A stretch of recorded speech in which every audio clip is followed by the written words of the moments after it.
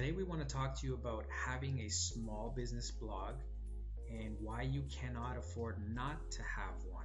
Now we're going to go through some of the reasons why, and at the same time you'll see some of the methods to having an optimal blog.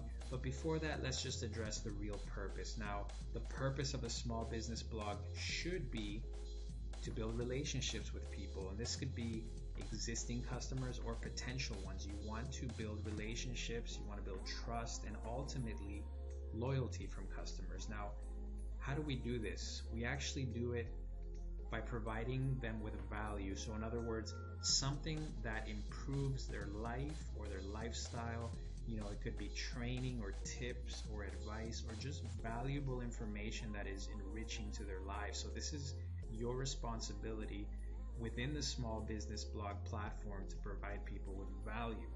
Now, let's go through some of the advantages of a small business blog. Now, in contrast to something like social media, for example, which is where a lot of people do spend most of their time, but one of the disadvantages there is it's just oversaturated. There's too many distractions and too many things going on within social media. So blogging has an advantage in that it's easier to digest. It's a lot like opening up a book. So a blog post or an article is something that a person can focus on exclusively, not having as many distractions because it's not multifunctional. It's really just for the purpose of giving information. Now, as a small business owner, it's also easier on the pocket. So it's a cost-friendly platform because blogging for the most part is free. So it's like free advertising. You're getting your message out at a more cost-friendly manner. So this is definitely something good for your small business.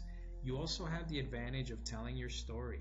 Again, if you think of platforms like Twitter, for example, where you have a very limited number of characters and your message has to be very short and to the point, there's a lot of other social media platforms that have the same limitations. With blogging, you can put together a 300, 500, even 1,000 word article. If it is well written and people are interested, they are going to read your content, so you can actually tell your story and you can connect more with your audience. Now, information is the key thing here. You have to be providing quality information, and that's really the key. This is what's going to determine whether people will be coming back to your small business blog or they won't. But provided that you are giving people quality information, then you have set up a phenomenal platform within a small business blog to provide something that's mutually beneficial for you and for the reader as well. Now, what you ultimately would want out of a small business blog is what we call syndication in the digital world, but really that's just the old-fashioned saying word of mouth. So you give something to people that is good and that they like and enjoy, they will in turn share it, tell their friends, tell their family, share it with colleagues, and that is ultimately good for your business as well. So very powerful stuff. We go into it a little bit more in depth in the article that you're going to see a link for in the description below. Feel free to check it out for more information. Thank you so much for watching. Subscribe to our channel, and we'll see you in the next video.